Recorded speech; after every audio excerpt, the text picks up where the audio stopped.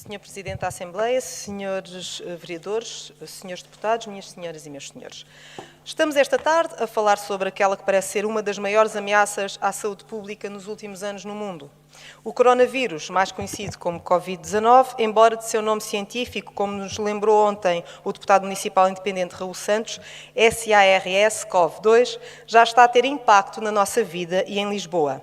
Obviamente que confesso aqui a minha ignorância no campo científico, pois não sou especialista neste assunto, nem tenho qualquer tendência para ser ultracrepidária. O que falarei aqui tem apenas a ver com bom senso ou senso comum e preocupações que nos assolam a todos. Elaborou a Câmara Municipal um plano de contingência que define quais devem ser os procedimentos a adotar para conter a propagação da doença entre trabalhadores, prestadores de serviços e utentes da Câmara. De fora deste plano ficam, como obviamente não poderia deixar de ser, ações de tratamento médico. Essa é uma competência da Direção-Geral de Saúde. A estrutura organizacional e funcional da Câmara, pela sua dimensão e missões a desempenhar, apresenta inúmeras questões que importava salvaguardar na prevenção e proteção dos seus milhares de funcionários e colaboradores, assim como de todos aqueles que procuram e utilizam os seus serviços. Lisboa não é uma bolha inviolável, na qual o coronavírus não consegue penetrar, ficando à porta nos limites do concelho. Não podemos facilitar, e deixo aqui uma palavra pública de agradecimento aos serviços e, em particular, ao Sr. Vereador Carlos Castro, que rapidamente elaboraram este plano de contingência municipal e a todos aqueles, obviamente, que o terão de colocar em prática. Importa, por isso, perceber se este plano será claramente eficaz, caso venha a ser necessário ser ativado em todas as suas fases. Acima de tudo, é importante perceber se o grau de proteção previsto para os funcionários camarários, nomeadamente aqueles que podemos dizer são os considerados indispensáveis pelas funções que desempenham em caso de emergência, como a Proteção Civil, a Polícia Municipal, o Regimento de Sapadores de Bombeiros e a Direção Municipal de Higiene Urbana, e é o adequado e se já existem os meios para os proteger. Depois temos o nível de atendimento ao público e, por fim, o contacto direto e indireto entre funcionários.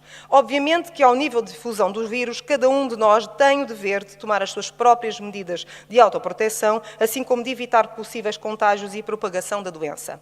Estaremos todos nós, eleitos municipais, funcionários e utilizadores dos diversos serviços da Câmara, devidamente salvaguardados apenas com a elaboração e entrada em vigor deste plano de contingência? Claro que não.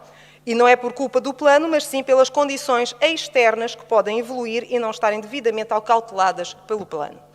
Está a autarquia preparada tecnologicamente para estas ausências forçadas ao trabalho e a necessidade de se trabalhar remotamente, tal como é previsto pelo plano?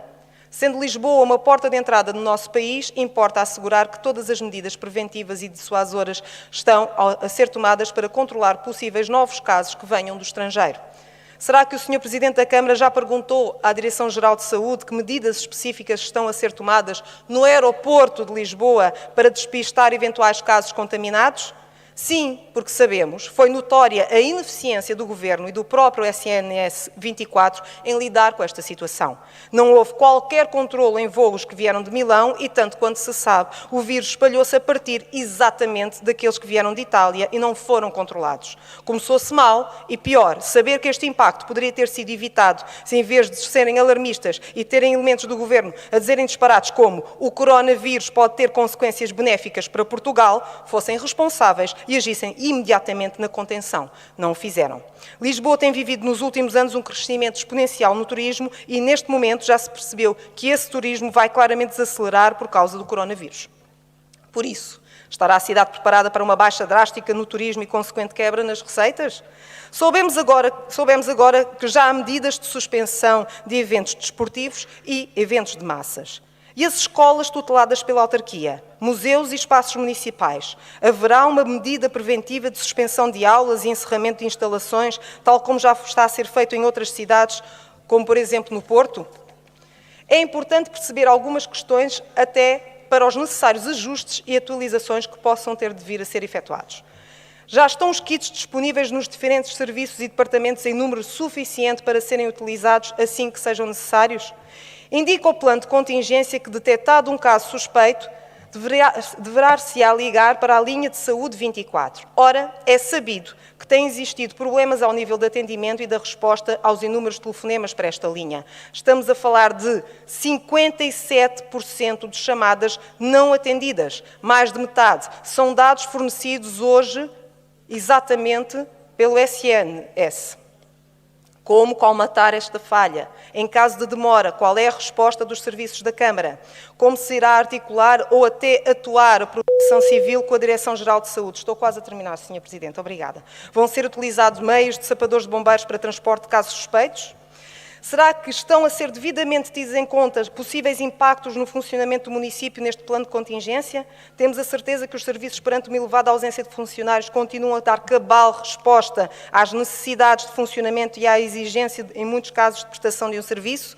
Este não é o momento para os grandes anúncios de que tanto gosta o Sr. Presidente da Câmara. É tempo, sim, de ação e de garantir a segurança de todos. Obrigada.